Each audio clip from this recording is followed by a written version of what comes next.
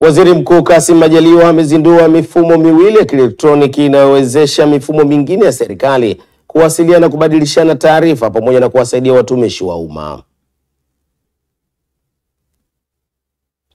Kanisa la Kiinjili la Kilutheri la Ujerumani Kaskazini na Kanisa la Kiinjili la Kilutheri Kenya wamelipongeza Kanisa la Kiinjili la Kilutheri Tanzania kwa mikakati ya kuongeza washarika. Rais wa Zanzibar na mwenyekiti wa Baraza la Mapinduzi Dr. Hussein Ali Mwinyi ametangaza kuwa atalivunja rasmi Baraza la 10 la Wawakilishi ifikapo Agosti 13, 2025. Mzozo kati ya Iran na Israeli unazidi kuongezeka baada ya Marekani kushambulia vinu vya nyuklia vya Iran mwishoni mwa juma. Habari za sasa mtazamaji, na ukaribisha katika Upendo TV habari. Jina langu ni Obedi Kikao. Nitakuletea habari za kitaifa na hapo baadaye tutaangazia utabiri wa hali ya hewa kutoka Mamlaka ya Hali ya Hewa Tanzania TMA. Karibu. Na mtazamaji, tuanzie jijini Dodoma. Waziri Mkuu wa Jamhuri ya Muungano wa Tanzania Kassim Majaliwa amezindua mifumo miwili ya kielektroniki inawezesha mifumo mingine ya serikali kuwasiliana na kubadilishana taarifa pamoja na kuwasaidia watumishi wa umma kuwekeza katika mfumo wa faida. Okul Julius, mwandishi wetu na taarifa kamili. Ameyasema hayo jijini Dodoma alipomwakilisha Rais Dr. Samia Suluhu Hassan kwenye kilele cha maadhimisho ya siku ya utumishi wa umma, ambapo ameziagiza taasisi za serikali ambazo hazijajiunga na mfumo huo kujiunga kabla ya Julai 30 mwaka huu. Tunajua mfumo huu unakwenda kurahisisha utendaji.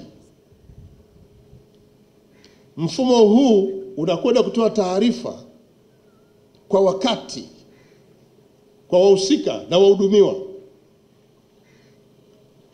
Lakini mfumo huu tunakwenda sasa kupunguza makosa ya kibinadamu. Mtu ametoa taarifa hii baada ya kuiandika kama ilivyo, wewe unaandika vinginevyo, lakini mfumo huu ukiandika imeshaingia na yeye mhakiki anaiona. Waziri wa Nchi Ofisi ya Rais, Menejimenti ya Utumishi wa Umma na Utawala Bora, George Simbachawene, amesema mpaka sasa zaidi ya taasisi 100 zimejiunga katika mfumo huo na taarifa zao zinasomana, huku mkurugenzi mkuu wa IGA Mhandisi Benedict Ndomba akisema wamejipanga kuhakikisha mpango huo unakuwa na tija. Kimsingi umerahisisha sana utoaji wa huduma. Taasisi mbalimbali za msingi zimekushajiunga hadi sasa. Na hadi sasa tuna taasisi zaidi ya 180 zimejiunga na zinawasiliana, na hivyo kurahisisha sana utoaji wa huduma. Umechochea kuongezeka kwa ufanisi wa utendaji kazi katika taasisi za umma na utoaji wa huduma kwa wananchi, hivyo kuokoa muda na kurahisisha wananchi kupata huduma za serikali kwa wakati na urahisi zaidi. Nao baadhi ya wadau walioshiriki katika maonyesho hayo, akiwemo mtabiri wa hali ya hewa kutoka Mamlaka ya Hali ya Hewa Tanzania Zeno Chakula, akizungumza mara baada ya maonyesho hayo, amesema ushiriki wao umekuwa na tija kwa jamii, kwani wananchi wengi wameweza kupata elimu hasa katika kipindi hiki cha mabadiliko ya tabia ya nchi, namna bora ya kuweza kukabiliana nayo. Ni muhimu sana kwa wananchi, hasa wanapotaka kuandaa shughuli zao za kila siku. Tukija kwa wakulima, wanahitaji taarifa zetu kwa ajili ya mambo ya kilimo. Tukija kwa wafugaji, pia wanahitaji taarifa zetu. Lakini pia tukija kwenye usafiri wa anga, pia kila siku wanahitaji taarifa zetu ili ndege ziweze kuruka na kutua salama. Kutoka Dodoma, mimi ni Okul Julius, Upendo TV habari, amani kwa wote. Asante sana Okul Julius kwa taarifa hiyo kutoka jijini Dodoma. Mtazamaji, na sasa turejee jijini Dar es Salaam, ambapo Kanisa la Kiinjili la Kilutheri la Ujerumani Kaskazini na Kanisa la Kiinjili la Kilutheri Kenya wamelipongeza Kanisa la Kiinjili la Kilutheri Tanzania kwa mikakati mbalimbali iliyonayo na hivyo kuchangia kuongezeka maradufu kwa idadi ya washarika nchini. Huyu ni Lusheselo Sijaona anatusimulia zaidi.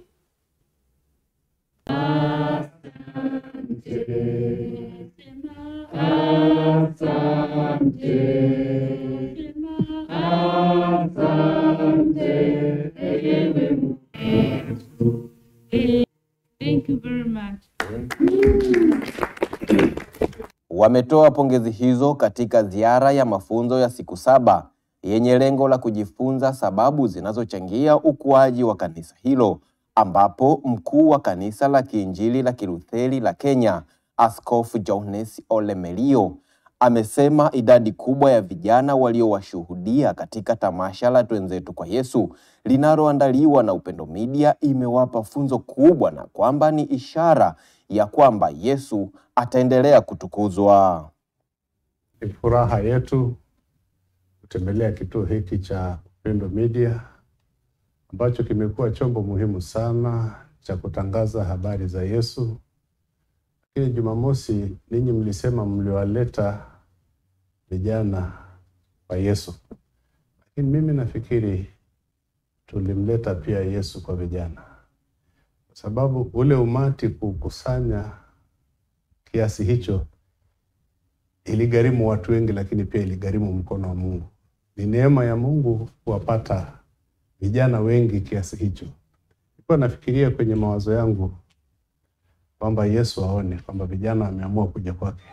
Kwa hivyo pia kama makao aliandaa kwa kuona vizuri, sasa aandae makao ya kututosha, kwa sababu vijana wetu wameamua kuja kwa Yesu. Kwa sababu hiyo niwapongeze sana watu wa Upendo Media kwa kazi nzuri mnayofanya ya kupeleka Yesu kwa mataifa yote. Asanteni sana, na Mungu aendelee kuwatia nguvu na kuwabariki katika kazi hii. Amina.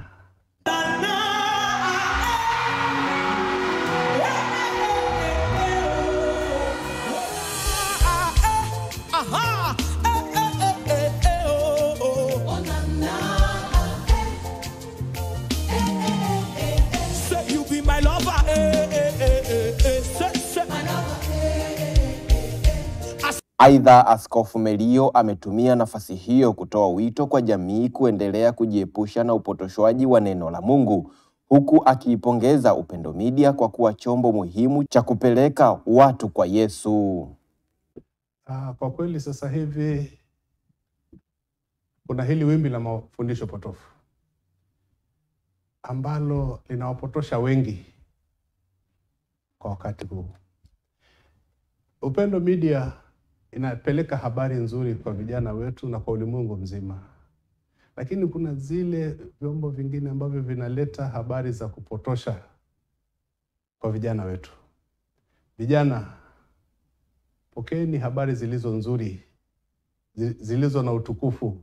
Msipende kufuata kila habari, kwa sababu sio kila habari inabariki au inakuza, zingine za kuwapotosha. Habari muhimu, habari nzuri kwetu sisi watu wanaomfahamu Yesu ni habari za Yesu. Habari za Yesu ambazo zinaleta wokovu, zinaleta matumaini, zinaleta ushindi katika maisha yetu. Kwa hivyo tuachane na habari nyingi ambazo tunazipata kwenye mitandao. Tusikilize habari ambazo zitatupa matumaini ya sasa na hata milele. Katika ziara hiyo, viongozi wengine kutoka kanisa la Ujerumani ni mchungaji Katharina Davis na mchungaji Dirk Fanslau, ambao wamesema kupitia tamasha wamepata ujumbe wa kufanyia kazi ili vijana kuendelea kuhamasishwa na watu wengine. Aidha, wametembelea makao makuu ya kanisa la Kiinjili la Kilutheri Tanzania Arusha, Dayosisi ya Kaskazini, Dayosisi ya Mashariki na Pwani, pamoja na makao makuu ya Upendo Media. Asante sana Luceshela Sijaona kwa undani wa taarifa hiyo juu ya ugeni ambao umetutembelea makao makuu ya Upendo Media yaliyoko Kinondoni jijini Dar es Salaam nchini Tanzania. Na mtazamaji, na sasa tuelekee visiwani Zanzibar.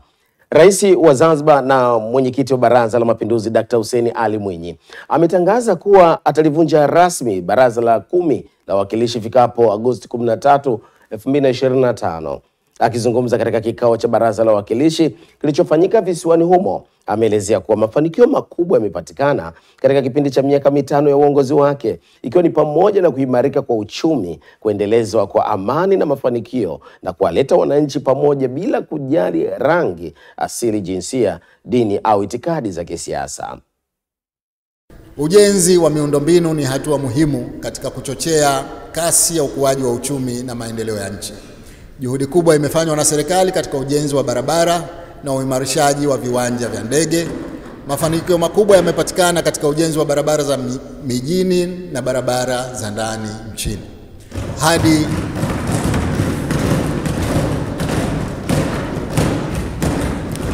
Hadi mwezi Disemba 2024, serikali imekamilisha ujenzi wa kilomita 80.25 kati ya kilomita 100 za mjini kwa kiwango cha lami na zege.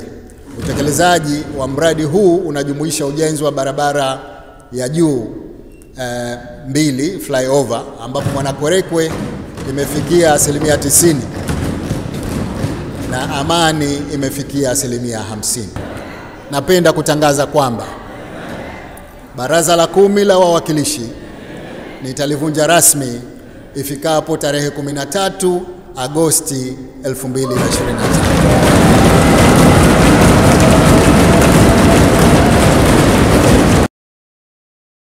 Aidha, amewasisitiza wananchi kutumia haki yao kikatiba ya kupiga kura na kushiriki uchaguzi kwa kudumisha amani kabla, wakati na baada ya uchaguzi. Aidha, ametoa wito kwa viongozi wa kisiasa, asasi za kiraia na viongozi wa dini kutekeleza wajibu wao wa kikatiba katika kipindi hiki muhimu.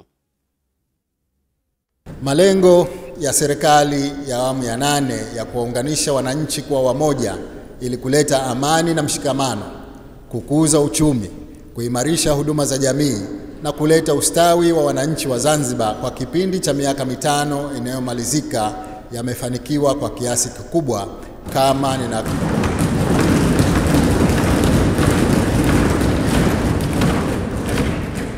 kama nitakavyoeleza katika muhtasari nitakaoutoa.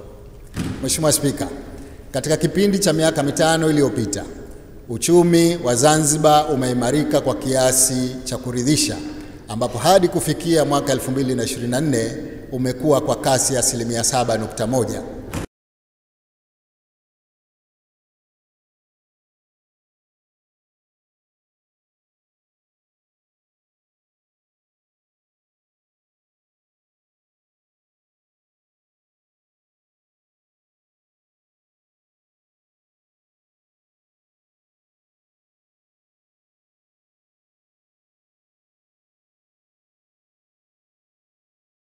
Na mtazamaji, baada ya taarifa hiyo kutoka visiwani Zanzibar, turejee jijini Dar es Salaam.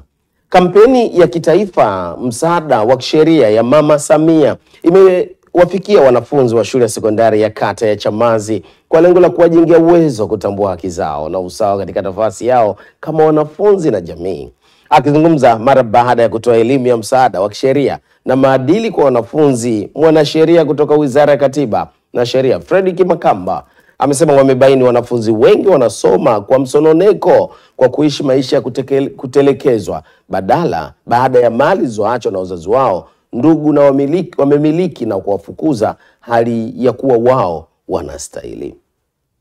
Lakini tatizo kubwa tulilolibaini ni kwamba kuna baadhi ya watoto wameshindwa kufikia ndoto zao kwa sababu wazazi walipotangulia mbele ya haki waliacha mali, hatimaye zile mali zikachukuliwa na ndugu na jamaa.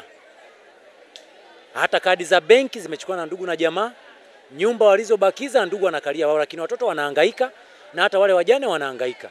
Sasa baada ya kuacha namba ya simu, nimepata kesi nyingi za watoto ambao wazazi wao walipofariki mali zao zimechukuliwa na ndugu na hawajawahi kuzirudisha na wala hawapewi msaada wowote ule, licha ya kwamba mali za wazazi wao zimekusha kuchukuliwa. Kwa hiyo ni kitu ambacho kimeniumiza sana, kimenigusa sana. Kwa hiyo popote ambapo hii taarifa itakapokuwa inaangaliwa na kusikiwa, basi viongozi watambue kuna watoto wako sekondari, kuna watoto wameshindwa kuendelea na masomo kwa sababu mali walizozibakiza wazazi wao ndugu wamezichukua na kuzifanya kuwa za kwao, hali ya kuwa wao ndo wana haki ya kurithi mali za wazazi wao. Wanafunzi hao wa sekondari ya Imani Thabiti Chamazi na shule ya msingi Rufu kwa nyakati tofauti wamezungumza namna kampeni hiyo ya msaada wa kisheria ya Mama Samia ilivyowafumbua akili na kubaini kuwa hata ukiwa mtoto halali unaweza kukosa urithi kama mzazi ataandika wosia na kuweka vigezo vya utovu wa nidhamu, huku baadhi yao wakishukuru serikali hasa Rais Dr. Samia Suluhu Hassan kuridhia kurejea shuleni kisha waliokosa fursa hiyo kwa changamoto mbalimbali. Kwa sasa nipo kidato cha 4, nilikwamisha masomo kwa sababu ya changamoto mbalimbali. Kwa sasa nimerejea tena shuleni kuendelea kidato nilichokuwa nimeishia. Kwa sasa namshukuru Mama Samia kwa kuweza kunirejesha shule tena. Changamoto ambazo si wanafunzi zitukumba ambazo tukashindwa kuendelea na masomo. Hivyo mama amefanya kile aliwezavyo na tukaweza kurudi tena hivi shule, na vile vile tunamshukuru kwa kutuletea kampeni ya msaada wa kisheria, kutuletea mafundisho mbalimbali. Kwa hiyo tuseme tunamshukuru sana, kwa sababu kwa kiasi fulani kuna baadhi ya vitu sisi tulikuwa tuvifahamu, tumefahamishwa kwa hivi leo tunavifahamu. Kwa hiyo na sisi tutakuwa kwenda kuwa wawakilishi hata tunapokwenda majumbani kwetu.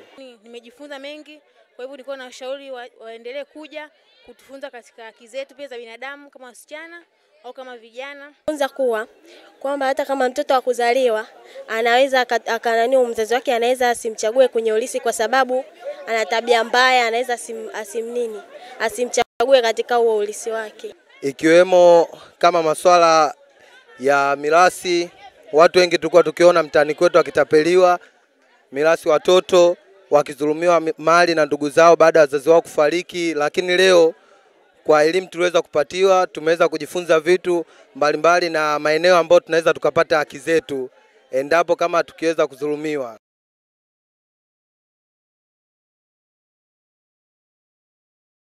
Hiyo ya msaada wa kisheria ya Mama Samia inatarajia kuhitimishwa Juni 25 kwa mkoa wa Dar es Salaam. Hivyo wananchi wanahimizwa kujitokeza katika kata zao ili waweze kusaidika kuonana na wanasheria, mawakili bure.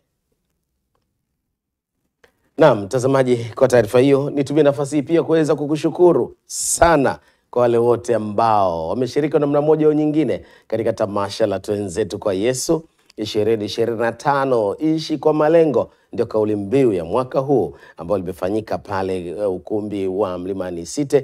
Lakini baadaye ilikuwa siku ya Alhamisi ya tarehe 19, ukumbi wa Mlimani City ulijaa kweli kweli na mambo yalikuwa mazuri kweli kweli. Messi Chino akiwa ndani akikonga nyoyo za watu katika kumsifu Mungu, na waimbaji wengine kiwemo Boaz Duncan, akiwemo na waimbaji Joeli Lwaga na waimbaji wengi. Lakini baadaye siku ya Jumamosi tukakutana pale Tanganyika Packers pale Kawe. Mambo yalikuwa mazuri kweli kweli. Nitumie nafasi hii kuweza kushukuru sana wewe ambaye umepata nafasi ya kuliombea tamasha hili, na zaidi sana pia umeshiriki kwa namna moja au nyingine katika tamasha la Twenzetu kwa Yesu 2025.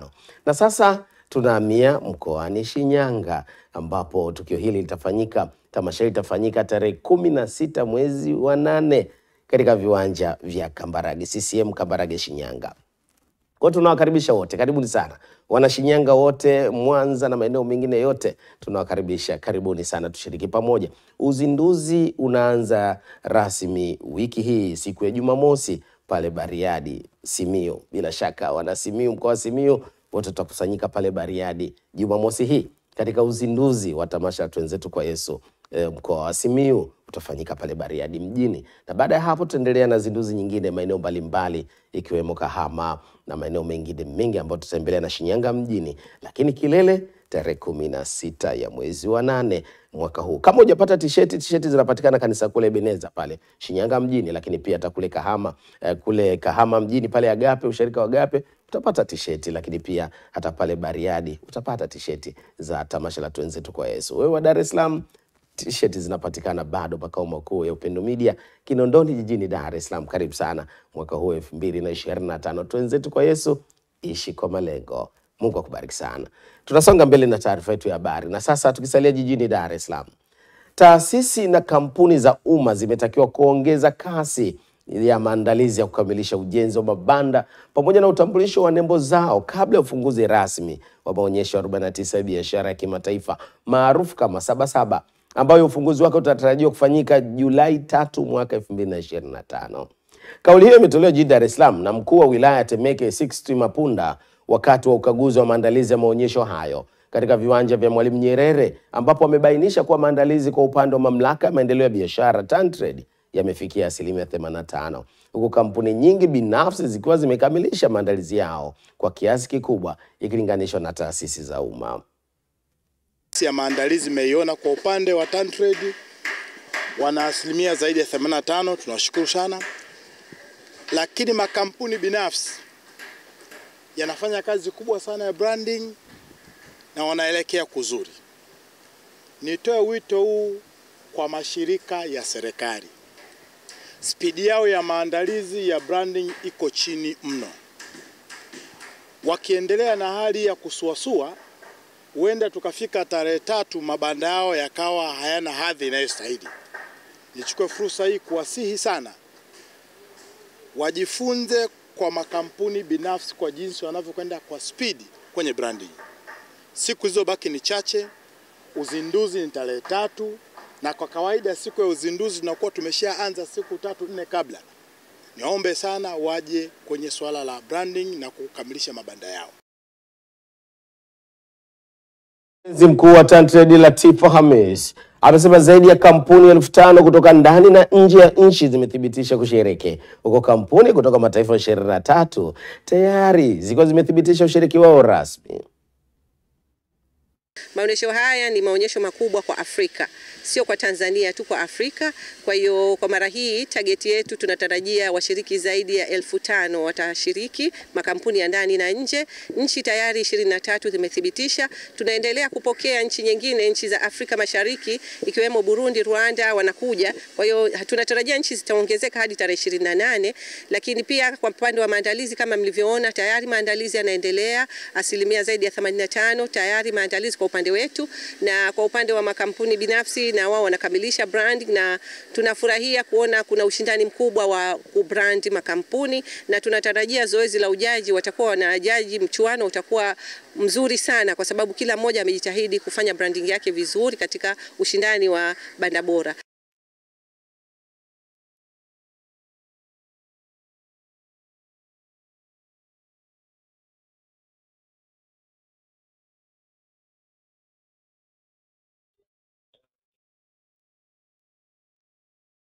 Naam, asante kwa taarifa hiyo. Na sasa tukisalia jijini Dar es Salaam, maendeleo ya teknolojia duniani yameendelea kulifanya kanisa kutobaki nyuma katika kujiandaa kiteknolojia ili kuendana na mahitaji ya dunia ya sasa na ijayo, ili jamii ishi neno la Mungu badala ya kubezwa na mabadiliko yanayokuja sambamba na teknolojia. Taarifa yake Vincent Kasambala inasomwa studio.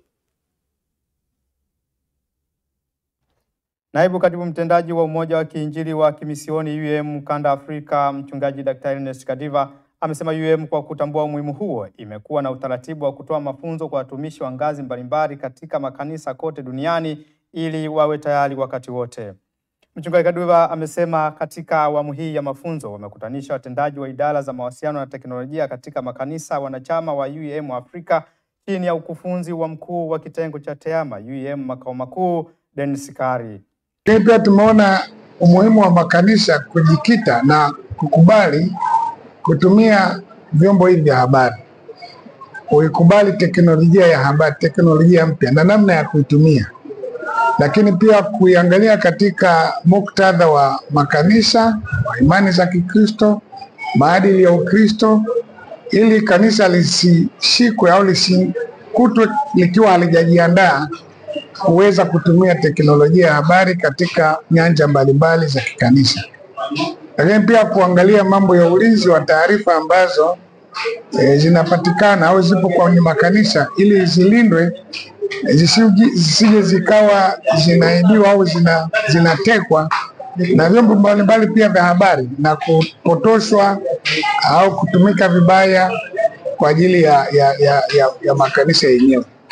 Mmoja wa wakufunzi wa warsha hiyo Geoffrey Kirimba amesema pamoja na masuala mengine yanayohusu mawasiliano na usalama wa taarifa za kanisa, washiriki wataelimishwa kuhusu akili unde au artificial intelligence na namna ya kuifanya isaidie katika ukuaji wa kanisa badala ya kulibomoa kanisa. Kwa hiyo washiriki watapata fursa ya kujifunza teknolojia mbalimbali za AI ambazo kimsingi zinawasaidia katika kueneza Injili na kuandaa mahubiri kwa upana wake, na vile vile wakizingatia tahadhari za kiusalama na maadili mema ambayo kama jamii yetu tunatakiwa kuyazingatia na kama kanisa. Asante sana. Tamasha hiyo ya siku 4 inafanyika katika Chuo Kikuu cha Tumaini Dar es Salaam Datu. Kwa mimi ni wasihi hata wale ambao hawajafungua hizi pages kwa ajili ya kuwafikia watu wao. Si kila mmoja anakuja kanisani. Kuna wengine ambao wanabaki nyumbani kwa ajili ya kufuatilia kupitia kwenye social media. Kwa hiyo hamjachelewa, mnaweza kuanza sasa na kuendelea huko mbele ya safari ili wote tuweze kuwafikia kwa wakati mmoja. Asante sana. Naam, asante kwa taarifa hiyo mtazamaji, na sasa tuelekee mkoani Arusha.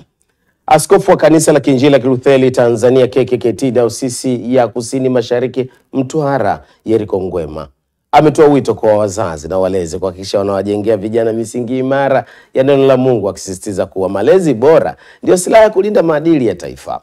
James Stanley kutoka mkoani Arusha anatupa taarifa kamili.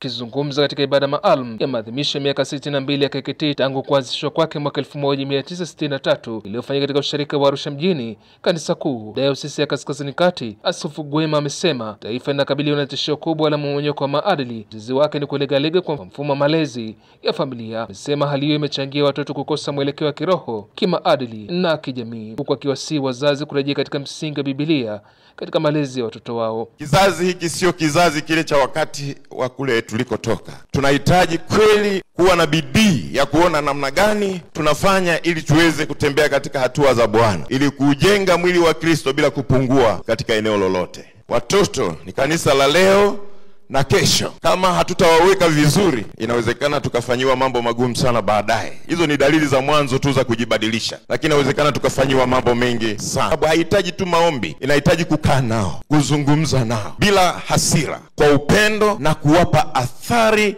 ya haya mambo bila hata uoga. Wakati fulani katika maisha yetu kuna changamoto nyingi sana. Mungu haziangalii changamoto, yeye anatuangalia tulivyo. Upande wake mchungaji msaidizi wa ushirika huo Paul Meteli mizo wa Kristo kwa makini na mafundisho potofu yanayosambaa kwa kasi, akiwataka kusimama kwenye misingi ya neno la Mungu pasipo kuyumbishwa. Tunapokuwa katika changamoto binafsi, unapopata taabu, ugonjwa, umaskini au kuvunjika moyo, Maandiko matakatifu yanatualika kutafuta nguvu kutoka kwa Mungu kwa njia ya maombi. Watu wengi wamehamisha imani kwa Yesu na kwenye neno lake wameweka kwenye udongo wa upako, keki ya upako na vitu kadha wa kadha. Na mafuta pia wakati mwingine yametumika visivyo. Lakini Biblia inatuambia tuna namna, maandiko yanatuonyesha kuna namna tutakiwa tujue kutumia mafuta vizuri. Bwana asifiwe. Roho Mtakatifu anaweza akamuongoza kiongozi wa huduma, awe mchungaji, mwinjilisti au anayefanya maombezi, kutumia chochote ambacho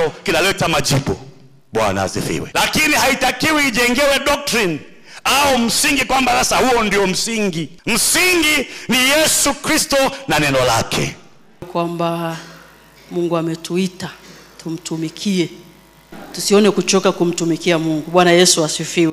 Kutoka hapa jijini Arusha, jina langu ni James Stanley, Upendo TV. Asante sana James Stanley kwa taarifa hiyo kutoka mkoani Arusha. Naam, mtazamaji, na sasa turejee jijini Dar es Salaam.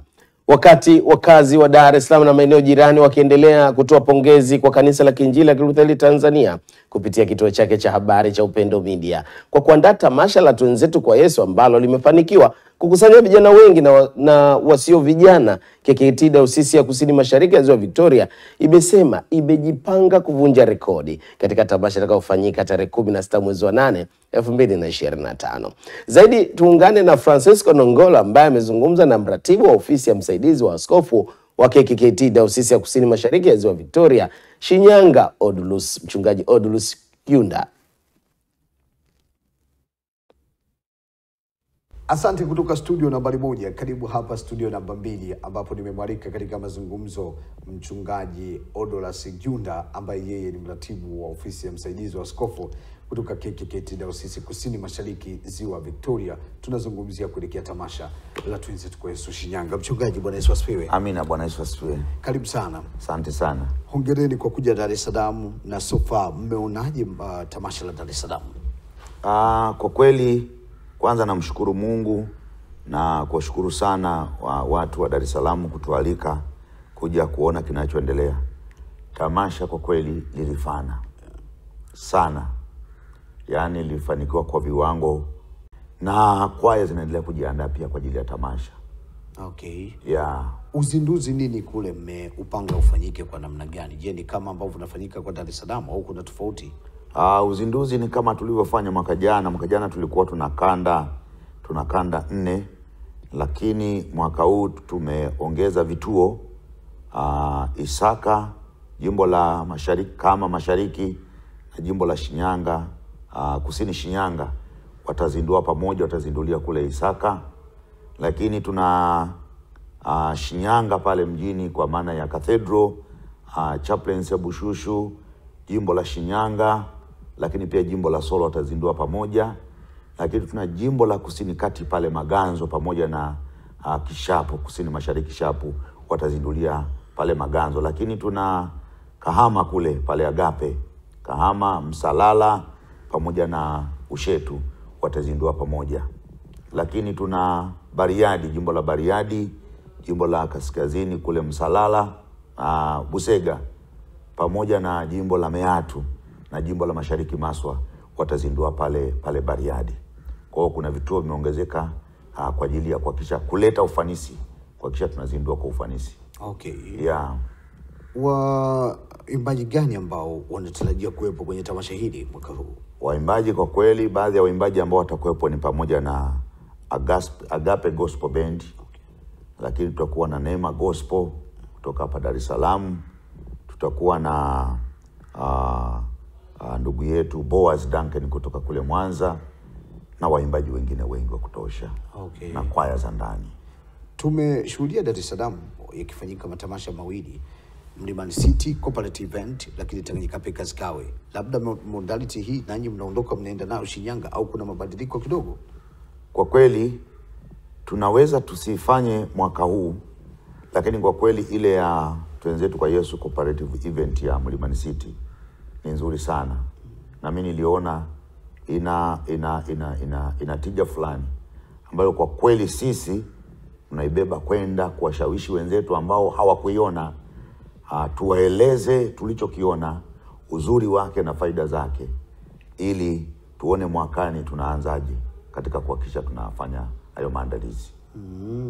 Mwakani nanyi mnapanga kuifanya hiyo? Kwa kweli kwa namna tulivyoiona tutapeleka kwa wenzetu waende waione, tuwashawishi tulichokiona ili tuweze kuona kama tutaenda maandalizi.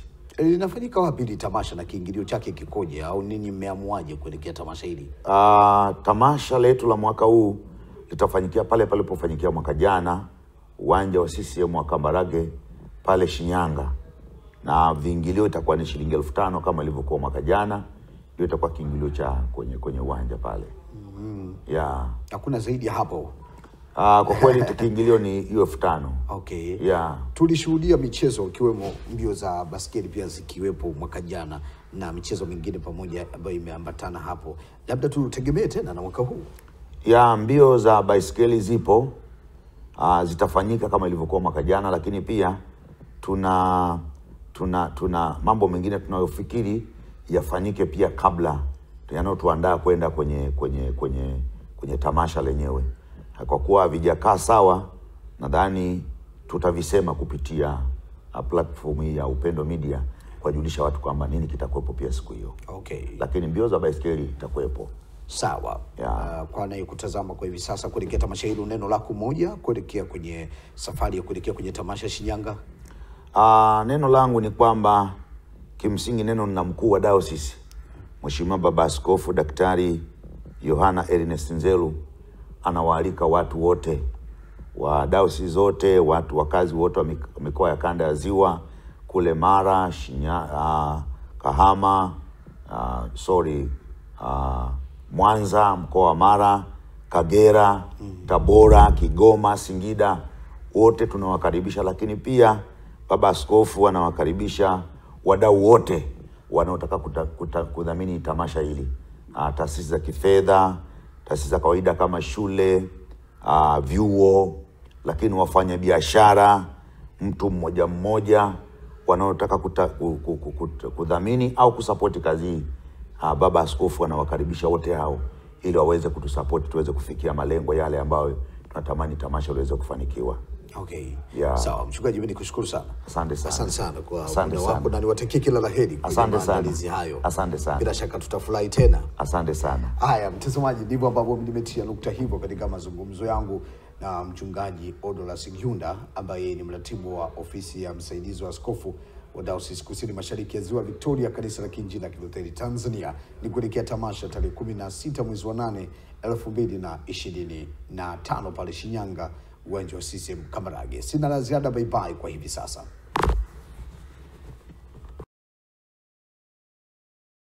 Wala pamoja na mratibu wa ofisi ya msaidizi wa askofu kutoka Dayosisi ya Kusini Mashariki ya Ziwa Victoria, mchungaji Odolas Gyunda.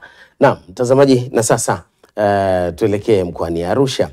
Ili kuongeza imani kwa watumiaji na wawekezaji kwenye taasisi na kampuni, Tume ya Ulinzi wa Taarifa Binafsi PDPC imeandaa mafunzo kwa taasisi za umma na binafsi ili kuhakikisha wanakuwa na uelewa wa kutosha wa kutambua vihatarishi vya teknolojia katika kulinda taarifa binafsi.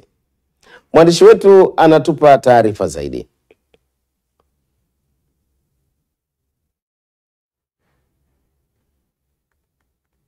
Katika hafla ya kupunguza madhara ya vihatarishi kwa kutumia ulinzi wa taarifa binafsi inayofanyika jijini Arusha, imeelezwa kuwa kuvuja kwa taarifa binafsi kwa asilimia kubwa kunatokana na uwepo wa watumishi wasio waaminifu, uhifadhi usio salama wa taarifa na uhalifu wa mtandao. Hivyo mafunzo hayo yanayotolewa kwa muda wa siku 3 yatawezesha kujiweka tayari kukabiliana na vihatarishi hivyo. Uvujaji wa taarifa kupitia watumishi wasio waaminifu au waharibifu wa mitandao, uhifadhi usio salama wa taarifa au kushindwa kuzingatia usahihi.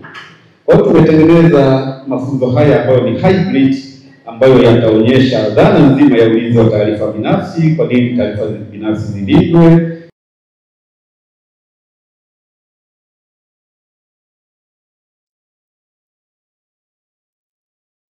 Naam, mtazamaji, baada ya taarifa hiyo moja kwa moja kutoka kwa mwandishi wetu kutoka jijini Arusha. Naam, mtazamaji, niendelee kukumbusha kuhusiana na tamasha la Twenzetu kwa Yesu ambalo natarajiwa kufanyika katika uwanja wa CCM Kambarage mkoani Shinyanga tarehe 16 ya mwezi wa 8 2025. Hakikisha pia unashiriki na hukosi. Lakini pia kwa wale wa Simiyu, mkoani Simiyu, kumbuka tamasha litafanyika Jumamosi hii, na taarifa naambiwa mambo yote yako vizuri pale Bariadi mjini. Kwa hiyo usikose, kanisa la Kiinjili la Kilutheri Tanzania pale usharika pale Bariadi, usikose kushiriki katika tamasha hili ambalo litafanyika pale Bariadi Jumamosi hii.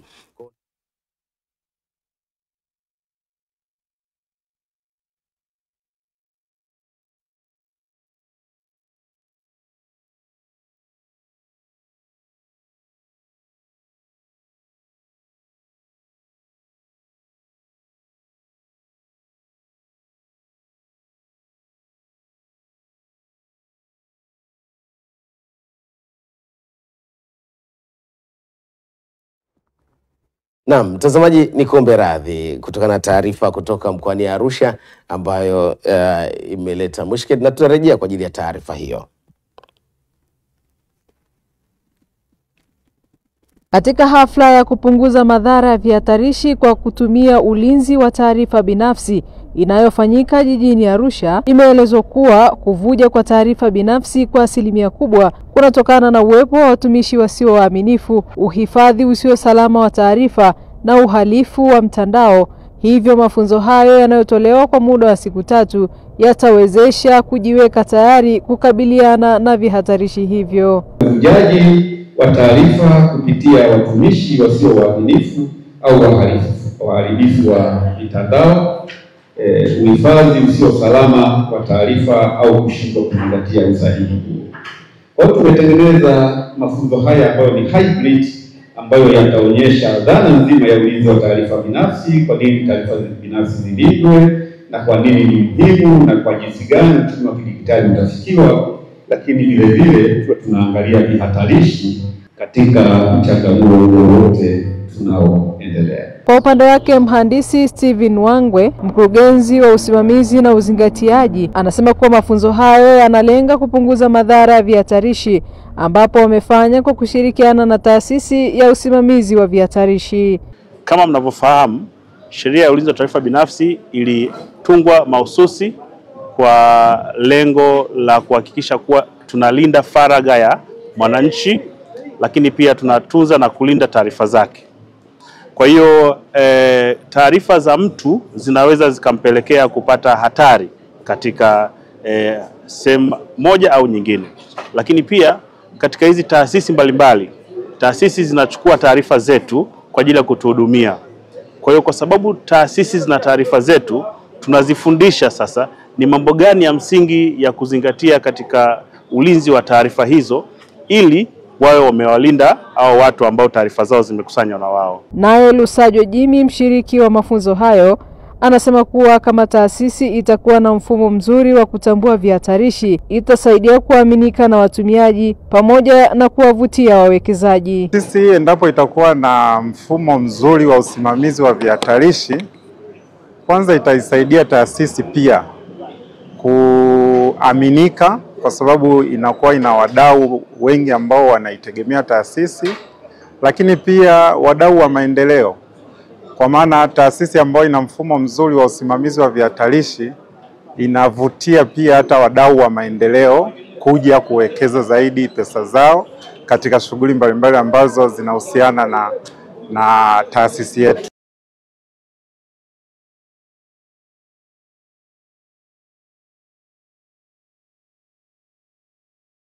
Naam, mtazamaji, na sasa tupate mapumziko mafupi kisha tutarejea punde kuletea habari za mataifa mbalimbali.